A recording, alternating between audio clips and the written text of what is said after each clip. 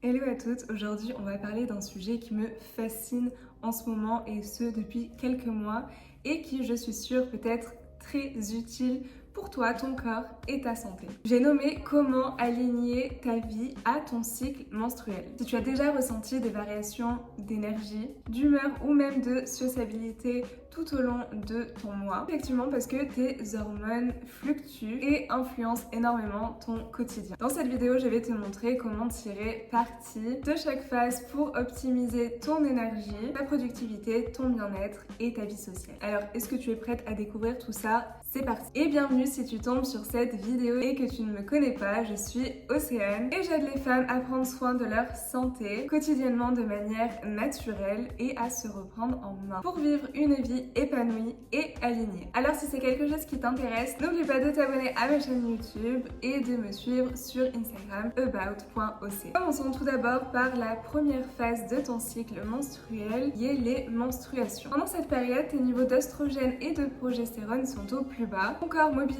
l'énergie pour éliminer l'endomètre, ce qui peut provoquer de la fatigue, de l'irritabilité et un besoin de se recentrer sur soi-même. Côté sociabilité, tu peux ressentir un besoin de solitude pendant cette période ou préférer plutôt des interactions calmes et réconfortantes avec des personnes que tu connais déjà très bien et avec qui tu te sens bien naturellement. C'est donc le moment parfait pour passer du temps seul ou bien avec des personnes proches et compréhensibles, où tu n'auras pas l'impression de faire des efforts. Pour le sport, je te conseille plutôt d'opter pour des activités dites douces comme le yoga, la marche ou bien le pilate doux. Tu peux aussi faire des étirements et si vraiment tu te sens trop fatigué, eh bien permets-toi de prendre du repos et même de dormir plus chaque nuit parce que ton corps en a extrêmement besoin. Et même les siestes peuvent être un précieux allié pendant cette période. Mais dans tout ça, le plus important est de s'écouter et d'écouter son énergie et de ne pas forcer. Si tu sens que tu as la motivation pour faire plus, eh bien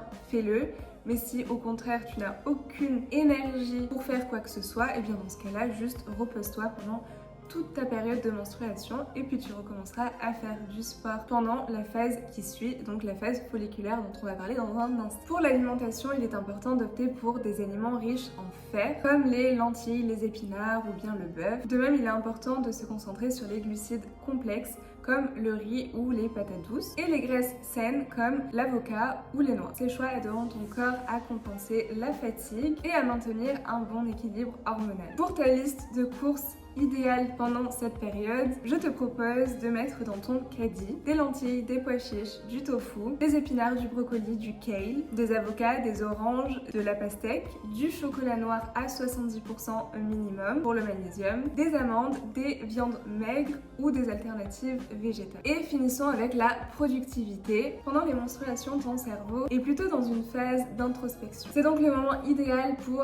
réfléchir, planifier, faire un point sur tes priorités personnelle et professionnelle et exploite plutôt cette période pour poser des bases solides sans te surcharger et ne pas forcément passer à l'action. Tu passeras à l'action dans d'autres phases qu'on verra un peu plus tard. Passons ensuite par la deuxième phase qui suit du coup les menstruations, qui est la phase folliculaire. Et cette phase, c'est plutôt celle du renouveau. On recommence un nouveau cycle. Avec l'augmentation progressive de l'oestrogène, ton énergie et ta motivation reviennent en force. Et cette hormone améliore également la concentration et stimule la créativité. Côté sociabilité, dans cette période, tu te sens plus ouvert et motivé à explorer de nouvelles expériences. C'est un excellent moment pour élargir ton cercle, participer à des événements sociaux ou bien tester de nouvelles activités. Pour le sport, à ce moment-là, tu peux commencer à intensifier tes séances avec par exemple un peu plus de cardio, du HIIT ou de la musculation en chargeant un peu plus tes poids. À ce moment-là, ton corps récupère beaucoup mieux, ce qui te permet donc de pousser un peu plus tes limites. Concernant l'alimentation, il est préférable de consommer des protéines maigres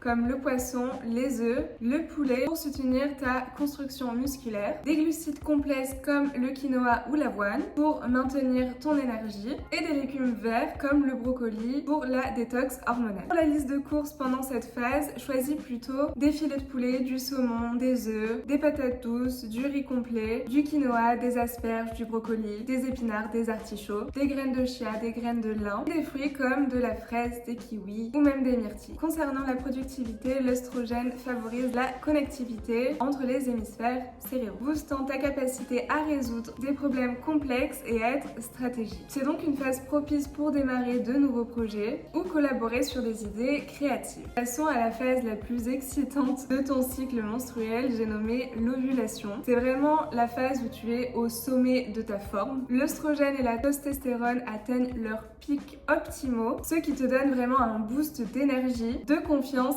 et même de sociabilité. Côté sociabilité, c'est vraiment le moment pour briller en société. Tu te sens beaucoup plus extraverti, charismatique et connecté aux autres. Il a même été prouvé par des études scientifiques que notre peau et juste nous sommes plus belle pendant notre période d'ovulation que pendant la période qui va suivre lutéale ou même les menstruations. C'est donc parfait pour des activités de groupe, des négociations ou même des prises de parole en public. Pour le sport, à ce moment-là, tu peux vraiment viser la performance et aller faire des activités comme du crossfit à fond et te dépasser, des sports d'endurance ou même faire des sports un peu plus compétitifs. C'est vraiment le moment pour dépasser ses limites physiques et faire du cardio et y aller à fond. Pour l'alimentation, privilégiez plutôt des aliments anti-inflammatoires comme des baies, de l'avocat ou du curcuma pour prévenir des blessures, et pense aussi à t'hydrater davantage pendant cette période et à consommer plus de fibres, des fruits, des légumes pour soutenir une meilleure digestion. Pour la liste de courses pendant cette période, tu peux inclure du saumon, du maquereau, du yaourt, des avocats, des concombres, des courgettes, des pommes, des poires, du melon, des flocons d'avoine, du gingembre, du curcuma ou des probiotiques comme le kéfir ou le kimchi. Et en termes de productivité, tu l'auras compris, profite de cette période pour faire des activités qui demandent assertivité et leadership. La testostérone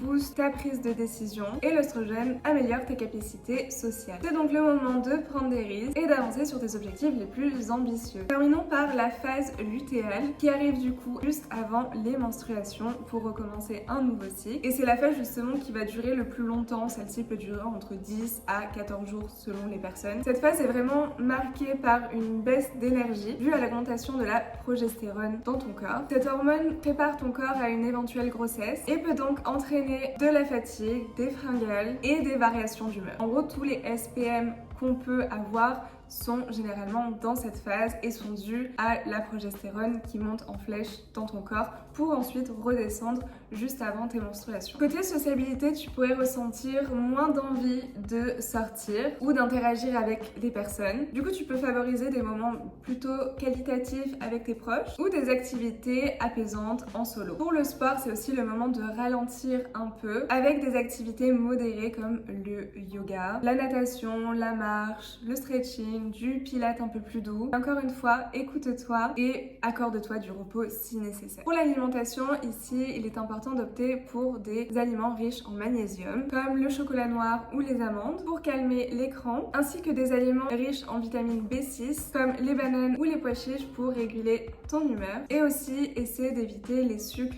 raffinés pour limiter les chutes d'énergie. Pour la liste de courses pendant cette phase, choisis plutôt des pois chiches, du riz complet, du quinoa, des bananes, du chocolat noir à 70% minimum, des pommes, des épinards, des amandes, des noix de cajou, de la camomille, de la menthe, du saumon, des sardines et des graines de lin. Et enfin, en termes de productivité, ici ton esprit se tourne plus vers l'introspection et l'organisation. On est sur le point de terminer un cycle et de clôturer un certain chapitre. C'est donc le bon moment pour boucler toutes les tâches administratives, ranger ou revoir ses objectifs et se concentrer sur des activités qui demandent plutôt précision et rigueur, voire même faire des choses un peu redondantes qui nécessitent pas trop à la réflexion, mais qui tout de même sont importantes à faire. Et voilà, tu as maintenant toutes les clés pour synchroniser ta vie à ton cycle menstruel, que ce soit ton énergie, ta productivité, ton alimentation ou ta vie sociale. Chaque phase de ton cycle peut devenir un atout si tu sais bien comment l'aborder. Moi, je sais que ça fait maintenant plusieurs mois que je fais ça